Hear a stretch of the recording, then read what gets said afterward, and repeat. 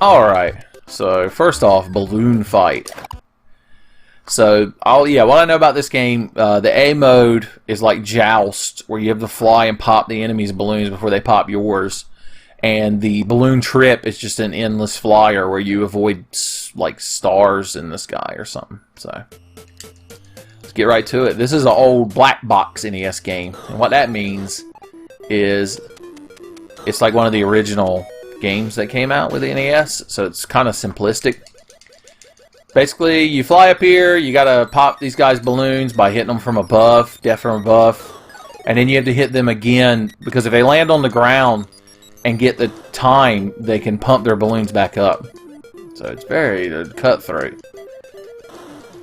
I think the way Joust played, you were on an ostrich, and when you killed enemies, they laid eggs, and if the eggs hatched, they became another battle ostrich. Very arcadey style. Like, there's no story. We'll have to make up our own story. It's a post-apocalyptic future. You can see there's no civilization in the background. And these are like Mad Max-esque raiders. Also, I've already lost one of my balloons. I didn't even realize it. I was too caught up in the deep backstory of the balloon fight. But, so the raiders, they're out gathering supplies with their balloons. See, it turns out, kind of like how there's inexplicably gasoline in Mad Max. Like, there's nothing. The only thing that survived. Oh, there's like a bonus stage, I guess. The only thing that survived in this post-apocalyptic future is helium, and so everyone, like the society, is now based around helium worship. I assume if I miss one of these, the bonus stage ends. I guess we're about to find out. No, it's just a timed thing. This is really floaty controls, which I guess makes sense since you're a little man with balloons strapped to you. Like, you build up momentum, and then it takes a second to turn around the other way. Well, we got 16. Now, hey, man. So this guy we're playing as, his family was killed by the balloon raiders, and so he's out for revenge, son. He's going to take down their whole gang. They do kind of they have these weird beak masks on, I guess, for popping balloons. So it gives them kind of that weird, like, I never understood in the post-apocalypse of Mad Max, and then everything that rips off Mad Max, so everything that came after Mad Max, including Fist of the North Star. Like, oh, god damn it. Why the Raiders? Apparently I angered Zeus. See, in this future where society has crumbled, they've turned to worshiping the old gods. And so, my hubris of going against the Raiders has angered Zeus, and so sometimes the cloud shoots lightning bolts at you. There's a reason behind everything. But I never understood why they want to, like, strap leather and pots and pans and shit to themselves. Oh, shit! I was, once again, weaving a story, and I died. Oh, yeah, and if you get too close to the water, the great Leviathan rises up. So I'm telling you, in this world, in this future, where Aku's evil is law, son, it's a rough place to be if you're a balloon man. I ain't gonna lie. I guess, is there a time limit? My guy just kind of died of sadness. This game is rough as shit. It's probably a lot more fun with two people, but I ain't never had nobody to play no games with. So you have to hit their parachute directly when you're trying to take them out. Look, or you can just knock the shit out of him. He slobber knocked that poor motherfucker. He was like, I am the law. Apparently it's got a little Judge Dredd in there too. Well, somehow we got all our balloons popped. I like that game over jam. Alright, all that's left now is balloon trip. So we're going to trip the Riff Fantastic. So basically this just goes on forever. You're always advancing to the left, and then if you hit those things you die. My rank is 47, so apparently I'm going to be a bald-headed assassin who can put on a pair of pants and nobody notices that he's a bald-headed Caucasian man in the middle of Malaysia. Alright, I think the rest of the video we're just going to play Balloon Trip. I don't see any reason to go back to the quote-unquote campaign mode. Alright, so we could try to beat the top score. Now, I think this game was designed or programmed by Iwata. Satoru Iwata, the beloved, now deceased former president of Nintendo. I miss him. I feel like if he was around, Nintendo wouldn't be in the shit show that it's in right now. So some people might be like, Nintendo, the beloved the games maker, how could you be mad at them? I'm like, well, first of all, I barely managed to get a hold of one of these little fucking Nintendos. The goddamn things print money, and Nintendo stopped making them. And even when they were making them, they made like 5. And then Shigeru Miyamoto hid them in fucking bars of chocolate and sent them around the world.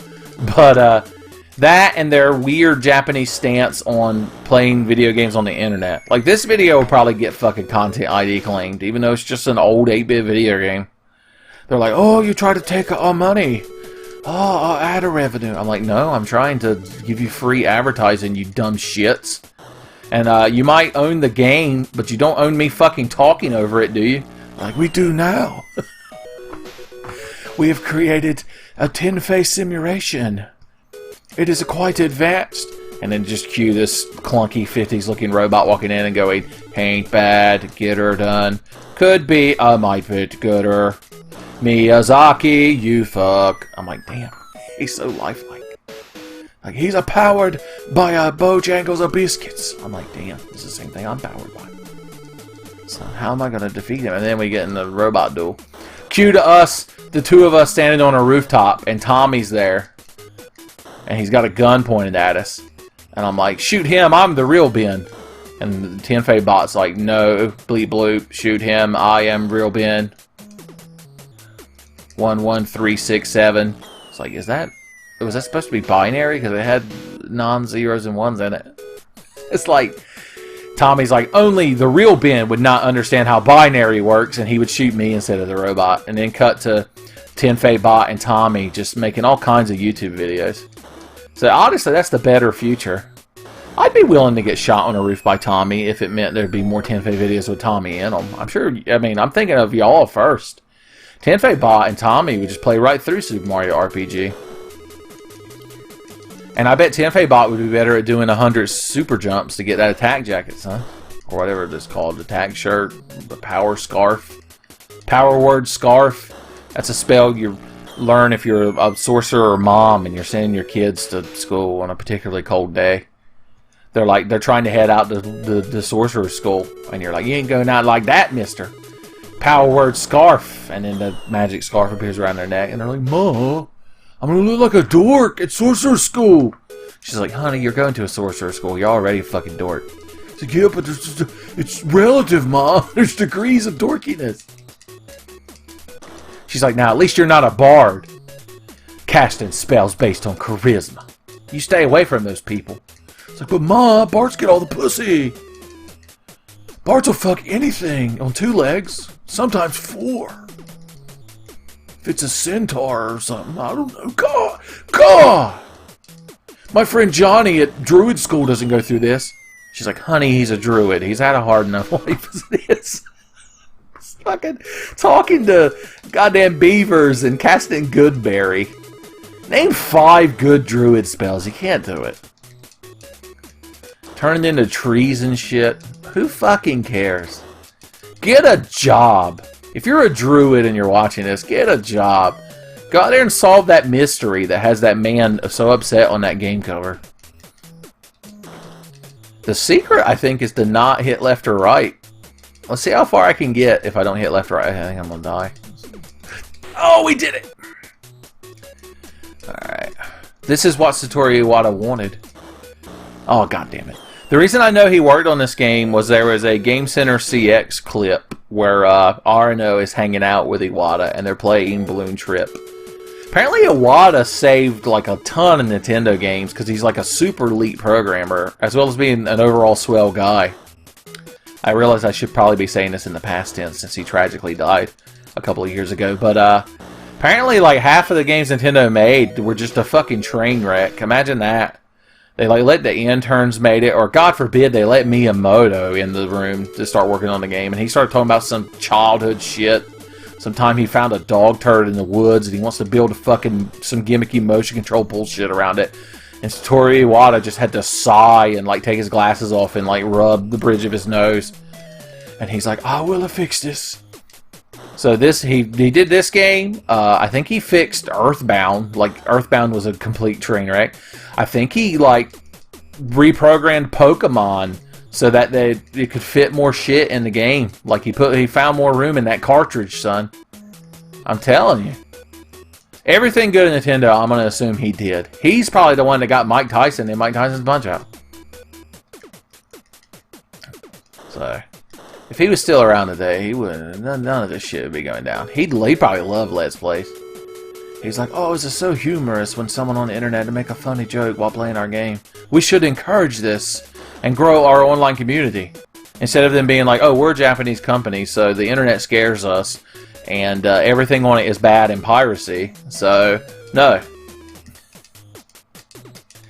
It's very therapeutic playing Balloon Trip, because I can just sit here and rant about stupid nonsense, and y'all are forced to watch it and listen.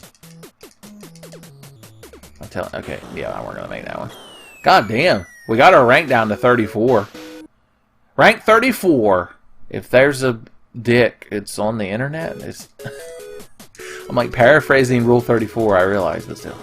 Okay, this is enough of this fucking nonsense. This is a professional balloon fight NES Classic demonstration, and I realize y'all are expecting a certain standard of gameplay.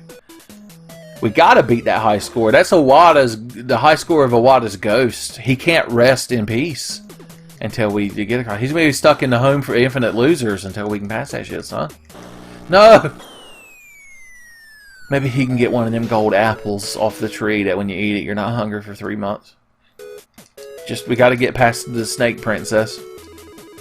Despite the fact that she's trying to feed you and or fuck you, we gotta get to King Kai's place and learn Codkin. There's a goddamn fish in the water!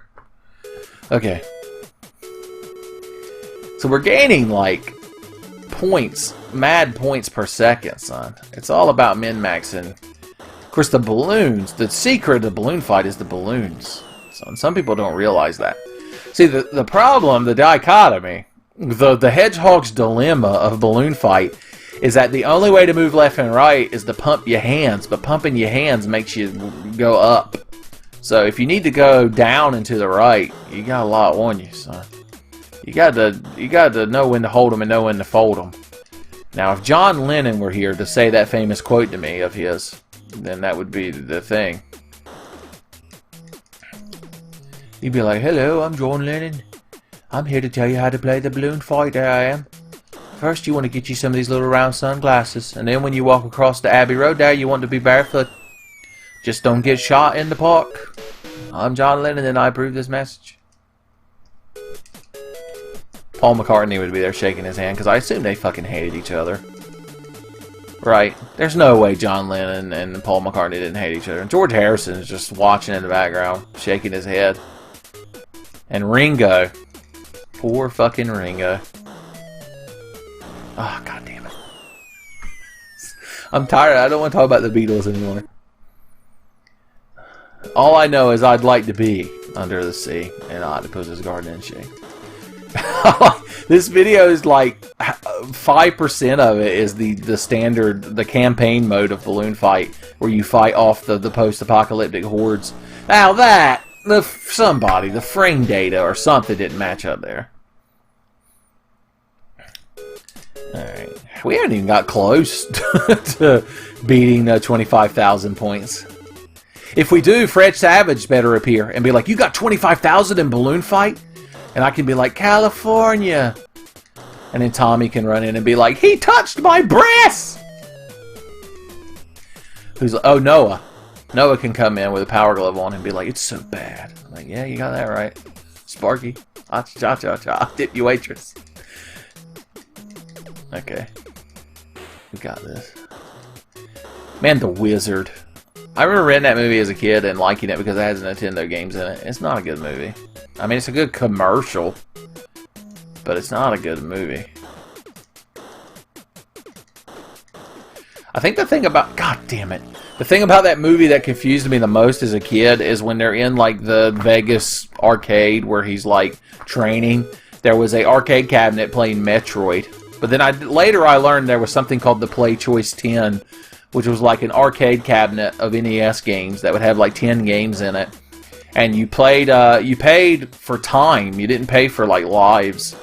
And Apparently, it would have slightly modified or harder versions of the game. Now, this may be a schoolyard rumor, and don't quote me on this, but my uncle at Nintendo told me that there is a arcade or something version of Duck Hunt where you can actually shoot the dog when he laughs and chortles at you. Now, the way you do it is, first of all, you have to get to the SS Ann, and you have to have a Pokemon that knows Waterfall. You have to Wonder Trade a Bidoof, son, and then you know, push a truck off a ledge. You don't push the truck. See, you gotta have a Bidoof that knows Thunderbolt, so you can jump, you know, hotwire that rig and drive her off to Professor Oak's house and pick him up, and then go out and get hamburgers. God, I'm having too much fun doing this. See, this is video games. This isn't not video games. This is what I needed. Something. No, Ben, you got greedy. Whew, Jesus, my hubris. Goddamn, if this game doesn't lose its shit when you get to this. Nope, it's fucking over. Oh god, oh god, oh god. The fish. I cannot believe I did not get. Nope. I was so enraptured by the fact that the fish didn't eat me that I flew. My hubris, like Icarus, and not the kid Icarus, mind you, just straight up Icarus. I flew too close to the sun, and by that I mean the inexplicable electric stars in the sky.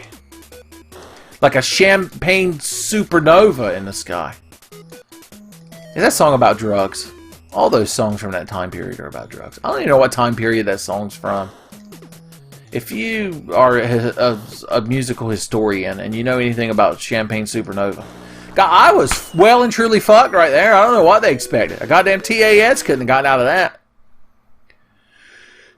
Damn. We're gonna do this. I don't care if it takes all fucking day, son. What have I got to do? Son, I'm just a bebopping and a scatting through these video games. I don't give a shit. I play balloon fight for fun, son, and I kill for fun, too. I like my balloon fight like I like my men. Long and hard. Okay. Come on. Come on, feel the noise. Girls, rock your voice. How the hell did I get through that? Alright, we got this. This is the easiest shit on earth. There's bubbles that come up like that. Are they worth points? They freeze time. They're bubbles. They're Star Platinum bubbles, son. Jotarakujo's down there underwater shooting up bubbles. I like how I associate freezing time with Jotarakujo, even though, you know, it originated with Dio's of the world, and Jotaro just kind of stole it. I still don't understand how that happened. Like, I've watched that final fight several times between, at the end of part 3, between Jotaro and Dio, and it's like, why does Jotaro... Is Jotaro and Dio, is their stand supposed to be basically the same thing? Like, the world is just an amped up Star Platinum? And so once Jotaro realizes how he's stopping time, he slowly, like, gains the ability to do it. Like, somebody explain this to me. If a JoJo historian is listening and can give me some insight on this shit, I'd appreciate it. All I know is I'm sitting there watching it, and there's a road roller, and I'm like, oh, goddamn, a road roller. And the next thing I know, Jotaro's like, oh, I stopped time, too. And now I'm going to punch you, and your head's going to explode. And Dio's like, what? And then just that very thing happens. I like how... Spoilers, by the way, for, you know, JoJo. If you haven't watched JoJo's, you deserve to be spoiled. But anyway, I like how the whole, like, plot of the second half of Part 4, Diamond is Unbreakable, is... They're trying to find Kira so that Josuke... No, I keep saying Josuke. You'd think it would be Josuke. So that Jotaro can punch the shit out of him. It's like...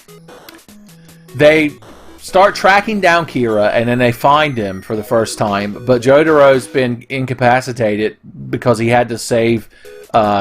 what's his fuck there? Little short boy from a bomb.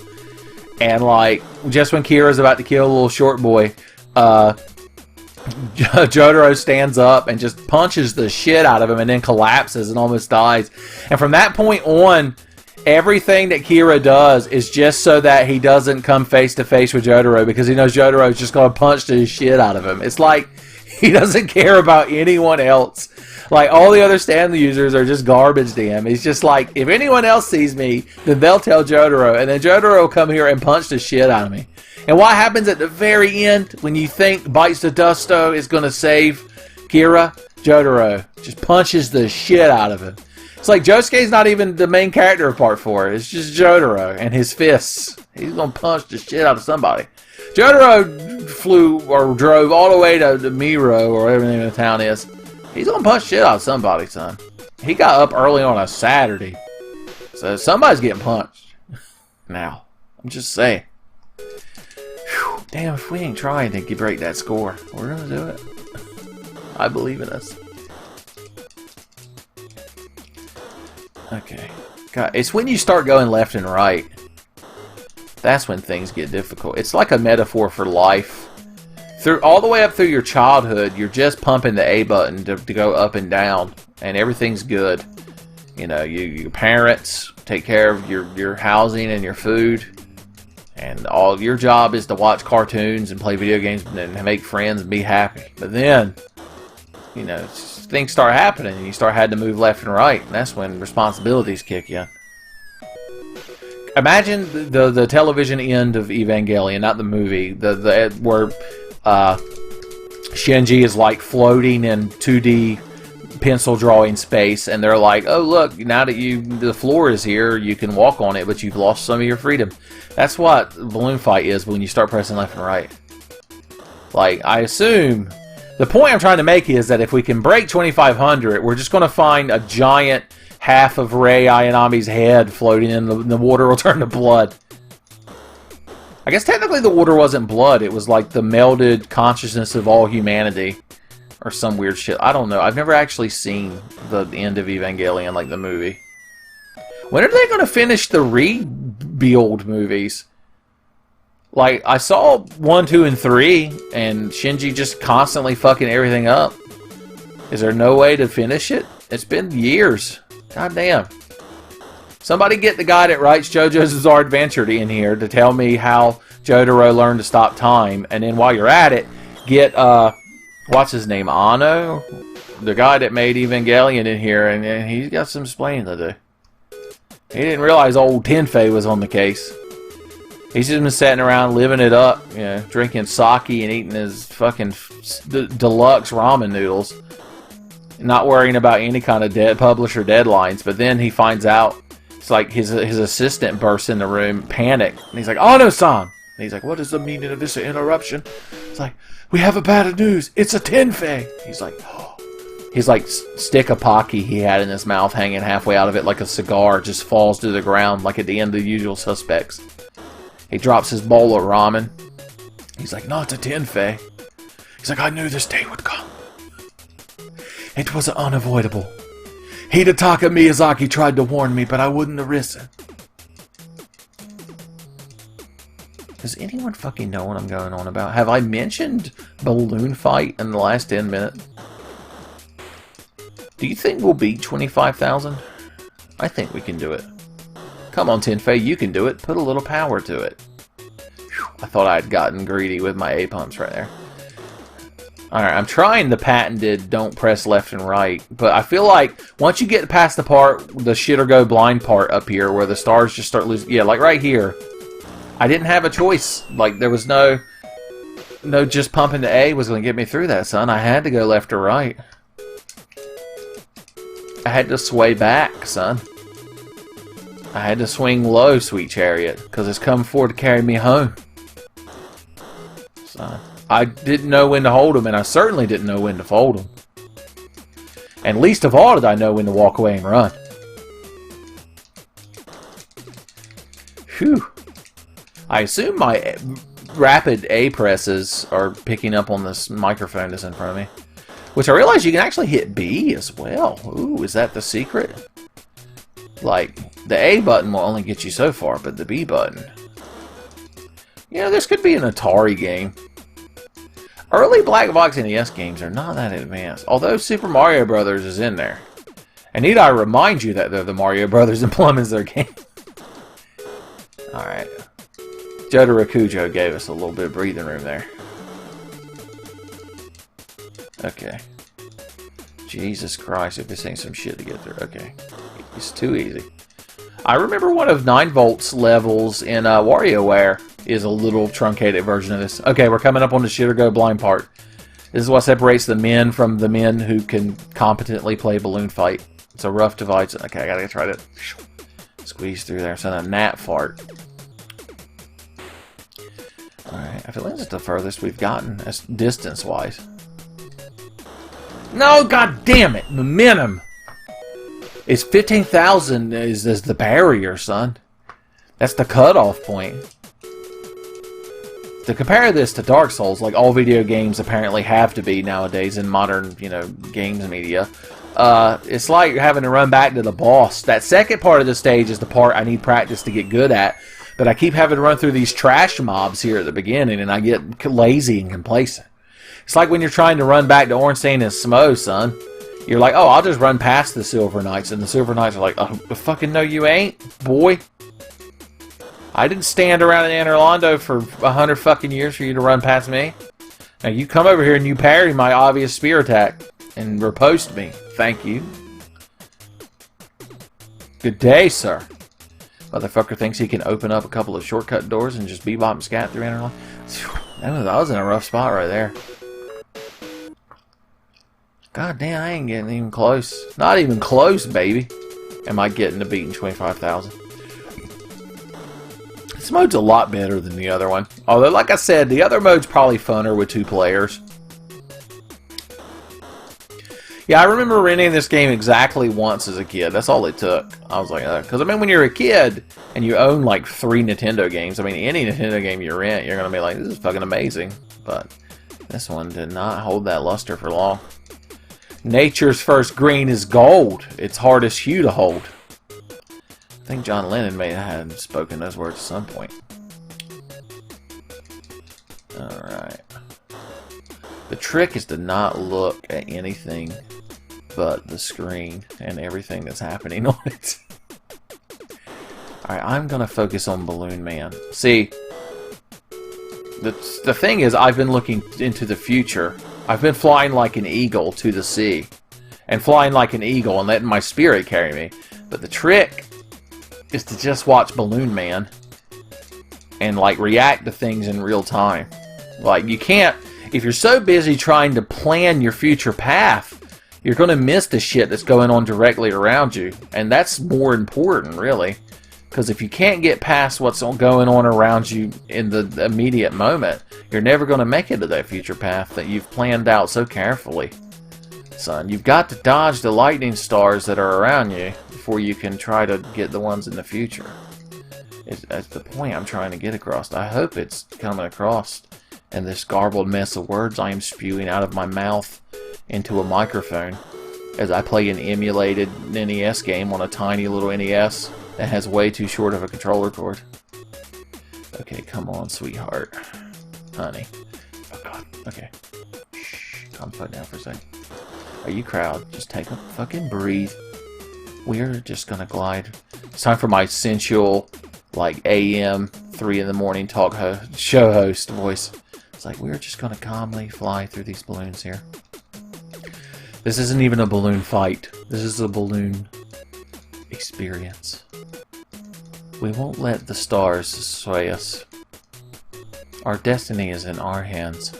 We're the only ones that can make a better tomorrow for ourselves. I'm gonna serenade you all. Before I cut to another bit of music, we're going to like to bring to mind the words of a particularly scholarly gentleman of the day by the name of John Lennon, when he informed us that we have to know when to hold 'em and conversely when to fold 'em. God fucking damn it! Jesus Christ, what do you want from me? The ghost of Satoru Iwata. I spent half this video fucking blowing you, and yet you still come after me. There's no appeasing you.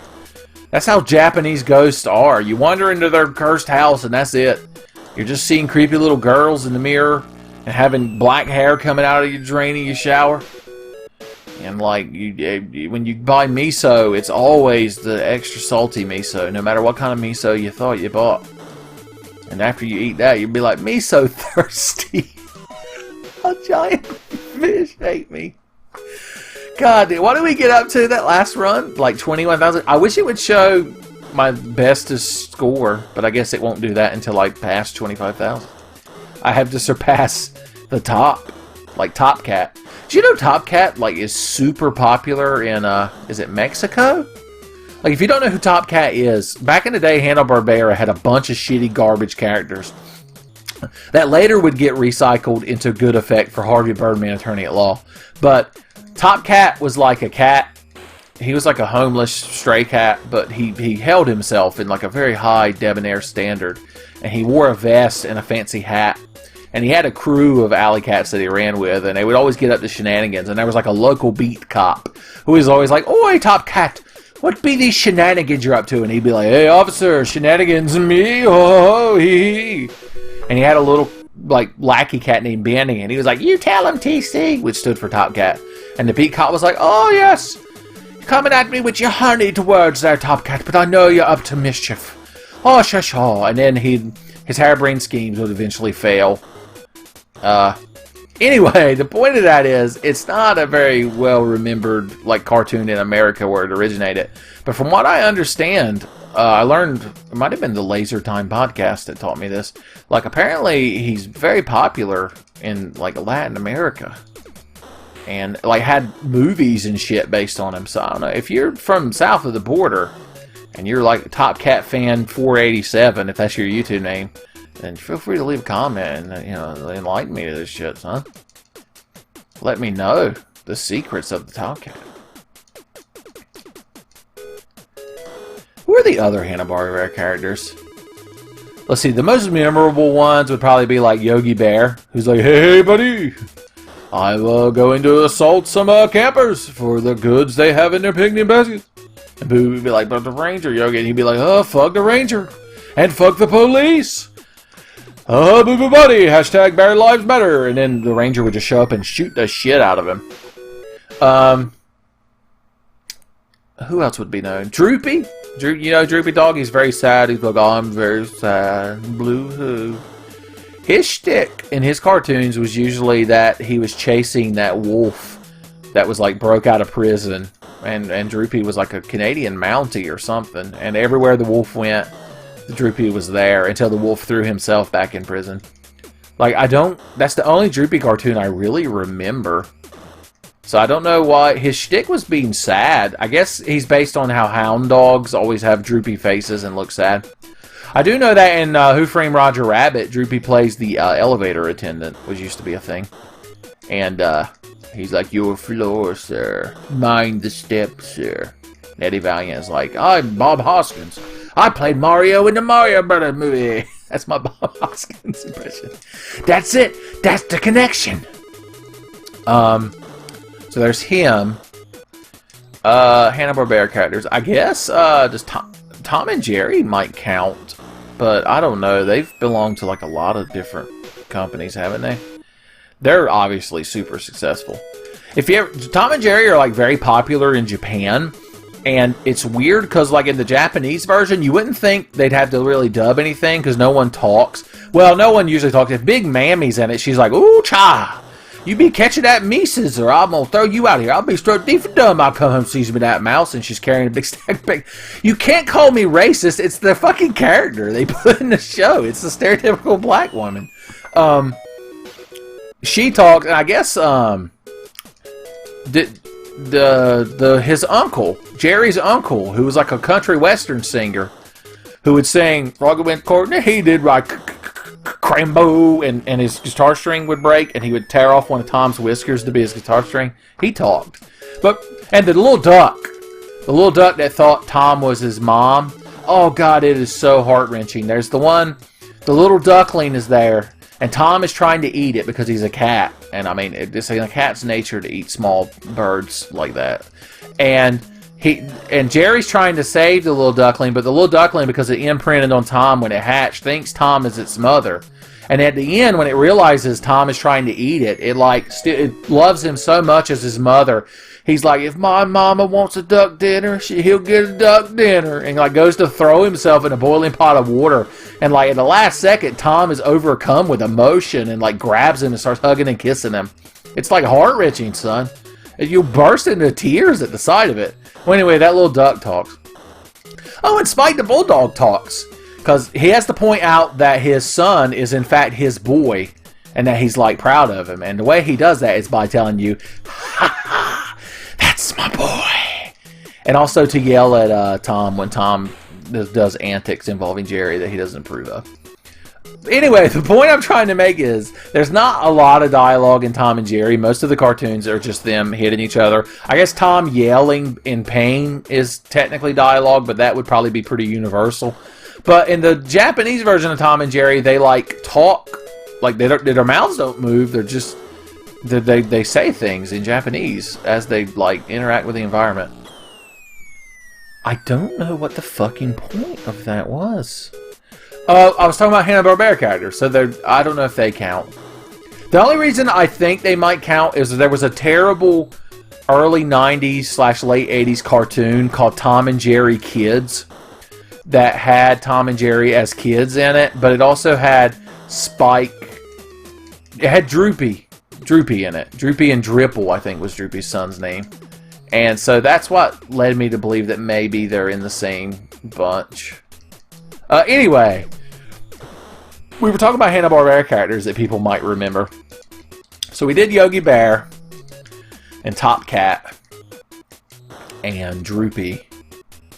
Well, there's Harvey Birdman. I mean, if you know, his name wasn't Harvey Birdman, by the way, in the cartoons. His name was just Birdman. With Falcon 7, his like commander, who became Phil Ken 7, the head of the attorney. You should watch Harvey Birdman if you've never watched it. I really shouldn't have got hit right there. It's on me, but I shouldn't have been flying up there and fucking around with balloons that I had no business to be getting. And there's Space Ghost, which everyone would know via Space Ghost Coast to Coast, and my preferred venue, Cartoon Planet. God, I loved Cartoon Planet as a kid. You could find some snippets of it on YouTube, but I've never been able to find the full series. And because it has a bunch of licensed clips and shit in it, it'll probably never be released on like DVD or Blu-ray. So that's just part of my childhood I'm going to have to keep in my mind. I have such vivid memories of I would stay up late on Friday night and watch Cartoon Planet, and it was hilarious, and then fall asleep, and then wake up the next morning and play Final Fantasy III on my Super Nintendo, which of course is Final Fantasy VI, and like trying to find all the characters in the World of Ruin and shit. Some of these things combine in my mind. But back to Hanna-Barbera characters. Quick Draw McGraw. He's like a horse, and he has he's like a horse who's a cowboy, which is kind of odd. Like, what does he ride on? Another much more subservient horse? It's kind of like how Pluto is a dog and Goofy's a dog, but one of them crawls around on his feet naked and wears a collar. Like, I never really... The internet has ruined me for Quick Draw McGraw now. But anyway, he went cowboy antics, and he had a little compatriot that was a donkey named Bubba Louie. Well, I have a feeling he was based on Don Quixote and Pancho Villa? What was Don Quixote's little partner's name? Anyway, regardless. Oh, and Quick Draw McGraw every now and then would become the Zorro-esque vigilante El Kabong, who used a guitar as his weapon. As a matter of fact, the Harvey Birdman episode featuring Quick Draw is a parody of gun control controversy. God damn it, I got backed in a fuck corner. Where Quick Draw he's basically acting like Charleston Heston, who was the head of the NRA, I think. And he's like, you'll pry this guitar from my cold dead hands. Because nobody cared that he had a gun. In fact, there's a courtroom scene where he pulls out his 6-shooter and is pointing at like the crowd in the courtroom, and like a man literally yawns. But the moment like somebody pulls out a guitar, everybody loses their shit. So there was Quick Draw McGraw. Huckleberry Hound, he was like this blue hound dog, and basically all he's known for was that he would sing the song Clementine. You know, the one that goes, oh my darling, oh my darling, oh my darling Clementine. That song. That's really all he was known for. There was the dog and his son. Doggy Daddy. Something Doggy and Doggy Daddy. And I don't know. All these Hanna-Barbera characters were like based on celebrities from like the 40s and 50s that I don't remember. So they don't really stand out. There's Snagglepuss. He's like this pink, I think, was he supposed to be a lion? Or like a puma? But he would always be like, heavens to Murgatroyd! Exit stage left! I heard he was supposed to be like gay. Like, I don't know. Is it because he's a pink lion man? Or because he talks very effeminately and like always acts like he's in a stage production? Like, I don't, that sounds like negative stereotypes. So, if you're a prominent member of the LGBT community and you have some thoughts on Snagglepuss, feel free to leave that in the comments. There better be a lot of comments on this video. I need all kinds of explanations about Jotaro Kujo and Snagglepuss and all kinds of shit. And Top Cat's popularity in like Latin America. Like, you all got a lot of research to do, son. I'm just trying to fly through some fucking sparks to free the curse placed on the ghost of Satoru Iwata, but you all got some fucking homework to do. And this is just the first of 30 videos. 31 technically if you count the video of me getting the NES Classic. So this is this a new era for the Tenfey channel? A revitalization? Is the Tenfey channel being reborn in the crucible of the NES Classic? I don't know. I don't know how to answer that. You know, now that I think about it, the SWAT Cats were Hanna-Barbera. So fuck everyone else. You have the SWAT Cat. Who gives a shit? Yogi Bear, Snagglepuss, they can eat a dick. Yeah, because at the end of episodes of SWAT Cats, it played like this logo that showed a bunch of Hanna-Barbera characters, and it would end with a close-up of T-Bone. I always feel T-Bone was the more, like, he was considered more marketable than Razor. Because you see, I feel like you see T-Bone on more, well, no. Because the SWAT Cats, like, marketing logo had Razor, like, crouched down all nambly-pambly, like he was some sort of cat man.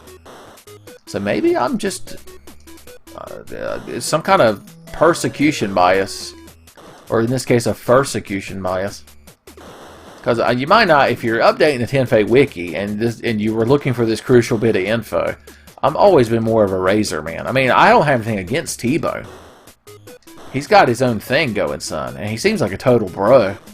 But I'm just saying that given the choice between the two, like if I'm in a comical, like sitcom scenario where I have to go on 2 dates simultaneously at 2 restaurants across the street from each other, and with T-Bone and Razor, then I probably just hang out with Razor more. I'd pop into T-Bone every now and then, be like, "Hey, how's it going?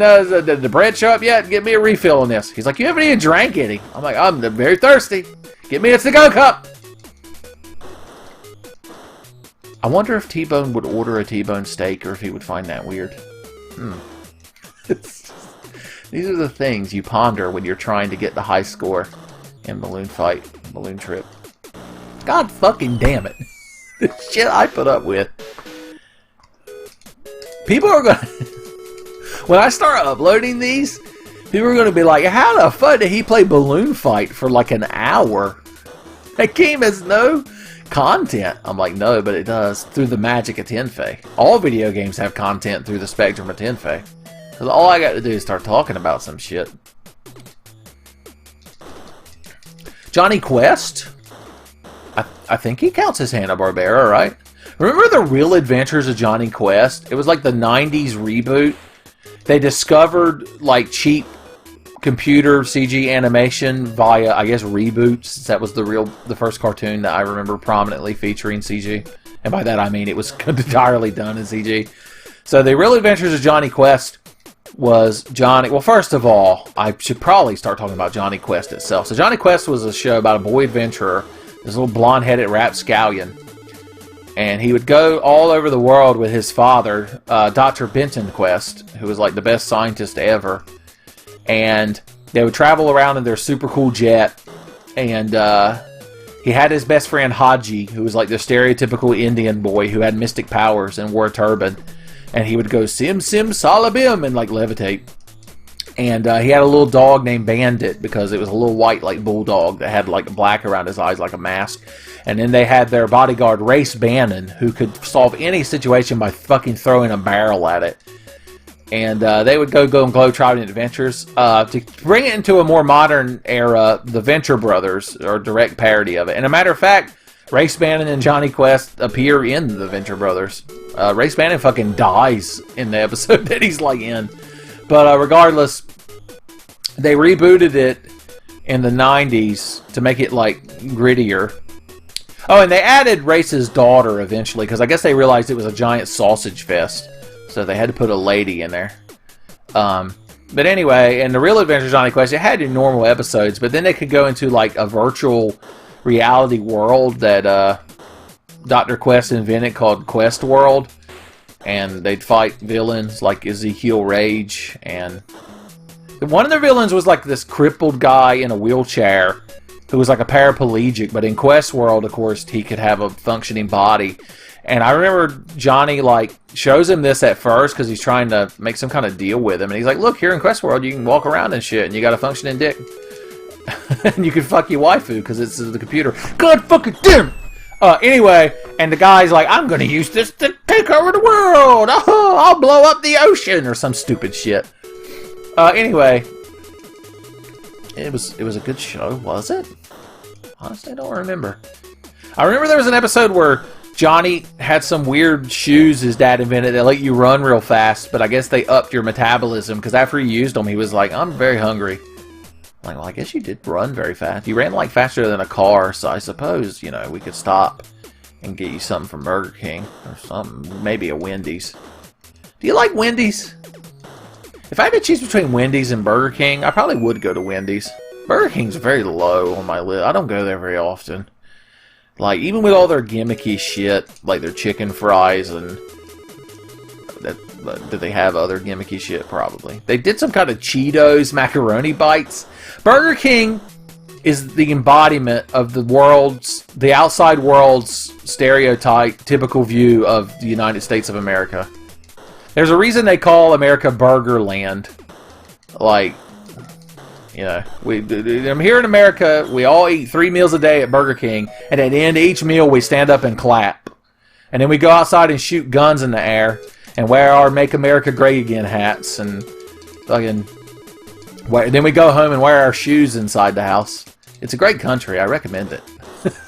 If you're non-American, you know, come over here for a visit, son. Get you some Burger King and a gun. They just hand you a gun when you come into the country. Well, I mean, if you're white. Okay, we've got this has become a fucking farce, is what this has become. We were so close a second ago when I was ranting about Johnny Quest and the real adventures thereof. I think we've tapped the well on talking about Hanna-Barbera. They had some other shitty characters. I think they did Super Friends, because the shitty B-list Super Friends appear frequently in Harvey Birdman. Peter Potamus, I guess, was a guy. I only really know him because of Harvey Birdman, because he's a recurring character. And he's like, did you get that thing I sent you? Oh, fucking Scooby-Doo is Hanna-Barbera. How did I forget that? I can't believe Scooby-Doo is still popular with the kids. Like, they constantly reboot it. I remember the first real reboot of Scooby-Doo I remember. Because when I was a kid, they already had regular Scooby-Doo. And they had the Scooby-Doo where he meets, like, celebrities like Don Knotts. Sorry, some more gastric reflux. My gastric reflux got me killed. And they had the Scooby-Doo where they introduced Scrappy and he was terrible. But I remember when the 13 Ghosts of Scooby-Doo came out and it was like, I was like, oh shit, shit just got real. Like, I was sitting there watching Scooby-Doo with my mom as a little kid. And like, I was like, oh, Scooby-Doo, I can't wait to see, you know, which fucking land tycoon baron or amusement park owner or drug smuggler is going to be the ghost in disguise. But then the 13 Ghosts of Scooby-Doo, they open a chest that has genuine demons in it. And Vincent Price is like, you must return the demons to the chest. Oh, this is very good. And I took my sunglasses off in slow motion and turned to my mom and I was like, yo, Ma, shit just got real. And then my mom just hit me upside the head. She was like, Benjamin, honey, I'm as excited as you are about this fresh new take on the Scooby-Doo franchise, but you can't cuss or swear. This is a Christian house. Oh God, I can't believe the fish didn't eat me. Regardless, it was a weird formula because it was Shaggy and Scooby, and they like had an airplane and an RV, and they traveled with Daphne, of all people, probably the most useless member of the Scooby-Doo crew. And they had a little like street urchin named Flim Flam with them, who would like cause antics and mischief. He had street smarts though. Like, I don't know if they mentioned Freddy and Velma a single time. Freddy and Velma, they were like, were they the most competent members of the Scooby-Doo crew? I don't know. Anyway, there was that reboot where they're actually fighting actual demons. But then, years later, I remember when Scooby-Doo on Zombie Island came out. And I will attest to this day that that's a good movie. Because, like, the ghosts are real. The ghost is real. It's a frightening task to face our fears in the creep in the mask. Until the ghost is real, there's no reason to ask. He's fake. There's like the plot of it, like Daphne writes a book about their exploits of being the Scooby-Doo gang. And she's going on a talk show circuit with Fred. At one point, the talk show lady is like, "Oh, look, Fred Jones is hiding off camera, and I bet you fuck the shit out of him." And Daphne's like, "Well, I do, but it's not. You gotta have to buy the book to get them juicy details."